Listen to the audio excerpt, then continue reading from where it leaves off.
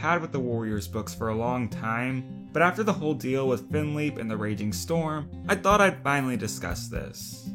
Just as a warning, this video will be more serious. Anyways, those of you who read The Raging Storm are aware that Violet Shine is now pregnant, and you know, I think she's a little young to be honest. Completely forget about the age that cats become sexually mature. That's not relevant. Warriors isn't a nature documentary about cats. No, this is a fantasy book and based on their actions and emotional development. And right now, I feel like Violet Shine's anxiety over general life circumstances. Twigbranch especially, with her inability to decide between ThunderClan and SkyClan initially, and her troubles with being a mentor. So it just comes off as really wrong that this topic is so heavily focused on in the garbage. He was supposed to be this pure happy boy who wanted nothing but to be Twigbranch's pure happy friend, but the writing team had different plans. They thought, you know, how about we make him an abusive boyfriend so Twigbranch has an excuse to claim moral superiority over him. Why, Finleap, why? I mean, it's a good message. Love is so much more than just having a partner to have children with. Done quite the opposite. And from Violet Shine being pregnant and the fact that Alderheart thinks her. In Warrior Cats, most protagonists are designed to be relatable and generic so that any reader can easily insert themselves into the story. Now, that's fine. But then, they got pregnant. What? Pregnancy is a serious thing. It's the most massive commitment that you can make. Raising children is no joke, and it should really only be done by mature and stable adults. But Warrior Cats messes that up and destroys all its meaning. Most of the time, it is used as a sort of confirmation that two cats are in love because they don't have the concept of marriage in this cat society. The writing team throws around this whole having kids thing without ever considering the implications. And sometimes, it gets really gross. Usage of pregnancy in Warrior Cats. And no one complains about it, because I'm pretty sure like 5 people read it.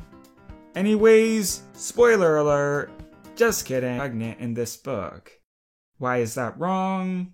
Well, Mothflight is explicitly stated to be young. This book takes place in the time before formal apprentice roles existed. But she was very clearly a kit in Path of Stars, and in this book that takes place directly afterwards, she is clearly being trained as an apprentice before she suddenly becomes a medicine cat and later gets pregnant. And that's not all. 1 chapter before it is revealed that she is pregnant, a queen in ShadowClan says that she is too young to know about kidding. So yes, Mothflight is young, pregnant and young. Also, Mothflight recently lost her mate, and she was shoving poppy seeds into her face to sleep away the sadness. I really wish I was making this up. So, the writing team is basically setting up a whole unwanted pregnancy scenario, with Mothflight being a single mother, and a medicine cat, and a young cat, who is not pregnant because it's a children's book, and the message is skewed beyond belief. There are a lot of work, and getting in the way of my medicine cat duties, and it sure is hard not. No emotional burden at all. She's basically putting her kids at a problem.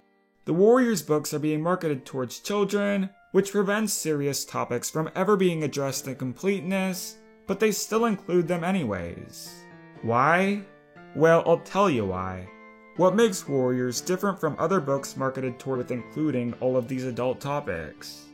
Like, if you were reading Percy Jackson and the main characters were getting pregnant everywhere, that would be messed up, because they're humans, and teenagers. But with Warrior Cats, are they teenagers, are they adults, we don't know. They just make them pregnant. And because the cats often have 3 babies at a time, the connection to humans is blurred further, so no one has issues with pregnancy being included. That's the core of the problem. The writing team of these books are exploiting their ability to capture the attention of children using adult topics. Pregnancy abuse in Mothflight's vision, because it's suddenly okay because it's Catman. Now, I sort of get some of it. Dark themes really help make Warriors more dynamic, but I never understood the abundance of pregnancy. I mean, I get that they need a way of introducing new characters, but ThunderClan has 50 cats now. I don't get why they can't just be like, hey Hollytuft and Leafshade, you two are main characters now. I guess they're set on having a constant flow of fresh young kits to, I don't know, exist I guess. And burst scenes are a whole other issue. They are just so needlessly graphic, going into detail about contractions and the amniotic sac and all that. Some very detailed descriptions of the process that Juniper Branch has to go through when she has kid. Her body is not ready yet. I can feel where she's swollen, and each time she pushes, it gets worse. The swelling is blocking the kit's way out. She has to stop pushing. Forget the amniotic sac when the kits are finally born. Mothflight darted to his side and stared at the tiny shape beside the queen's tail. A membrane covered it, and Mothflight instinctively reached out and sliced it open with a claw. Fluid spilled out as the wet kit struggled free. What's baffling is the fact that half the time the authors don't know what size a 6-month-old cat anatomy. And it's not just Mothflight's vision. We have to go through the same exact thing with Bluestar, Millie, Dovewing, and many others.